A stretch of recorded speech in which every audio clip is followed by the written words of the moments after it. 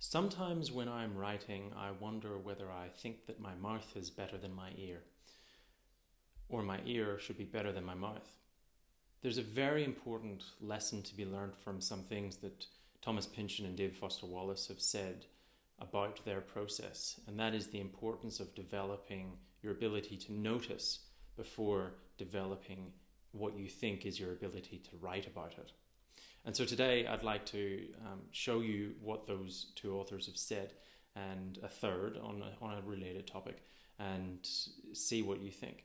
I'm a great proponent of taking time away from publishing or sharing what you can write to let yourself develop your ability to see things for what they are, or maybe for what they aren't, or to notice connections between things that you've heard that if you just stormed through your writing day after day, trudging like a soldier in snow, you wouldn't be able to put together.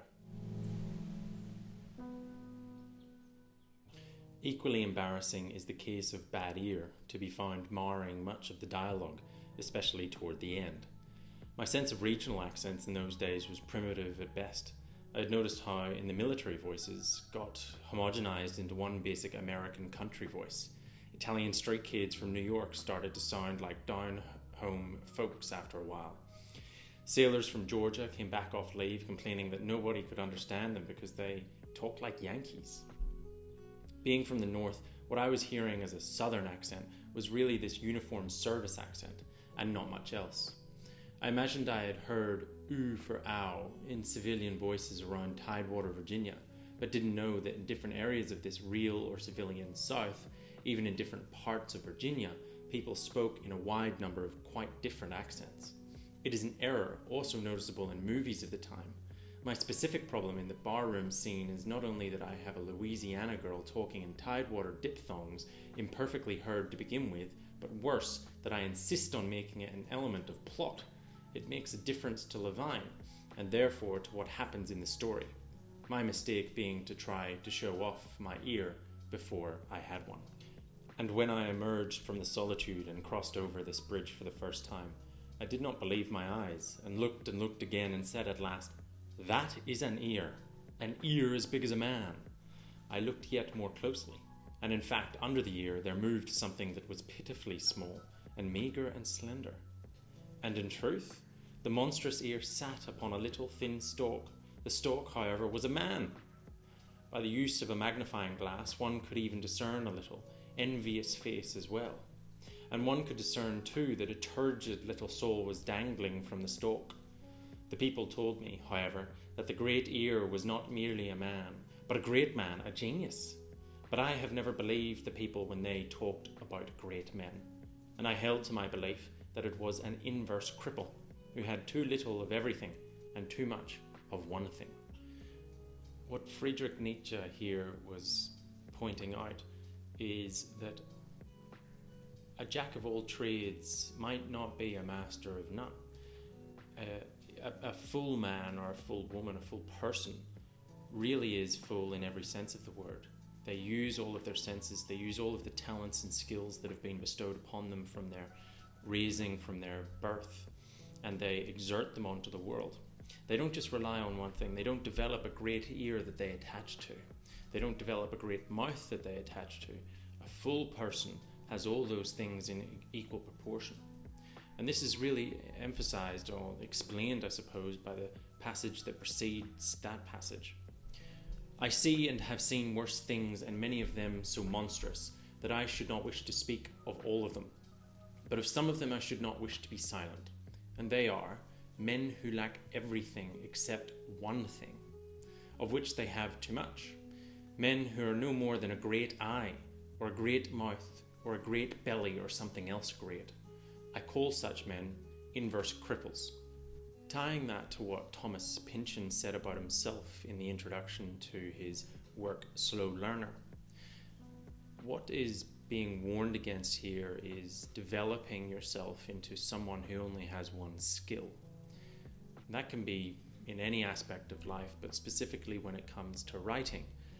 You're talking about someone who, for example, only can explain really beautifully the landscape. Someone who in another example, lacks the ability to describe interiority or the emotional sort of maelstrom of their characters. Someone who relies on their action alone instead of letting us see within. Conversely, there's also some people who do the opposite and they focus too much on the introspection and they don't let their characters live in the world.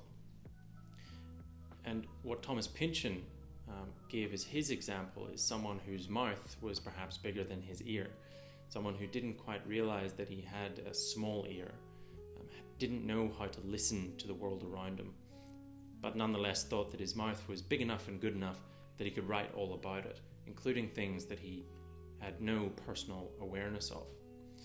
So he sort of chastises himself for writing about the South with the vernacular and idiosyncrasies and idioms of the South in America without himself ever understanding it.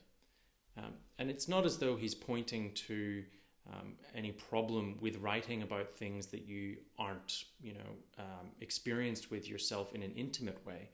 It's not as though I, as a Northern Irishman, can't write a story about a Spanish person or someone from Sub-Saharan Africa or Japan.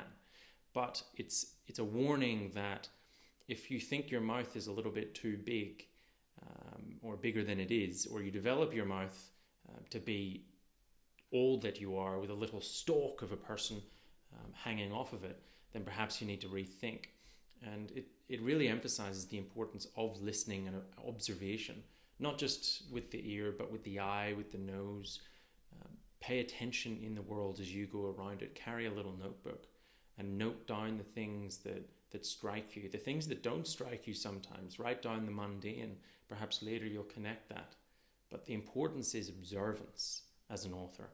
The importance is watching the outside world so that when you go to your task of writing, you can sit down, put it into words and orient the reader at that thing and say, look, there is something worth paying attention to.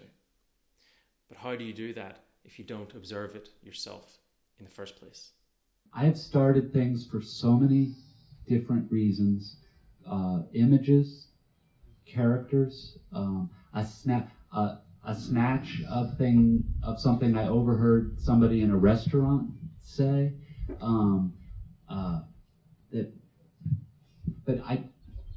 Very few of the things that I start I finish, and then fewer still of the things that I finish anyone else ever sees. The things that other people see that I feel are alive almost always change sometime in the doing them. They're never faithful to whatever the thing, that opening thing is that gets you to go, I'm gonna write that, at least for me. There we have yet another of humanity's greatest authors of all time talking about the importance or the essentialness, the essence, the necessity of paying attention. And it's not as though, as David Foster Wallace said, that you pay attention, you write that down, and then that is the work. We're not filmmakers. We don't capture what occurs before us. We're not documentarians. But you do observe, and a good author has enough, and a good author can pay attention close enough while still then in the doing, or in the writing, as David Foster Wallace called it, the doing, being able to change what needs to be changed through yourself. You might overhear something in a restaurant, you jot it down, and some turn of phrase perked your ear. But by the time you actually work that into something grander, not a single word might remain, but there's an essence of a thing that is what you were paying attention to, not the varnish over the top of it. And so that's something I really try to do in my work or in my process, is notice as much as I can things that go on around me, the way a tree is lopped, the way someone intonates something they say to the bus driver that they don't in any other sort of way of speaking. Those kinds of things, a lyric on the way to work in my earphones, something like that I jot down. I leave it there for a little while in my small little notebook, But by the time I come back to it, it's festered sometimes and turned into something grotesque and ugly in the most beautiful way, or it's budded and grown new limbs, and it can walk off by itself and turn into something completely different. So what I implore you to do is develop your ear before your mouth. Develop your eyes before you start to speak. It is very, very important, very almost crucial, essential to develop that ability to notice, because it's only through noticing that you can spot the things worth writing about.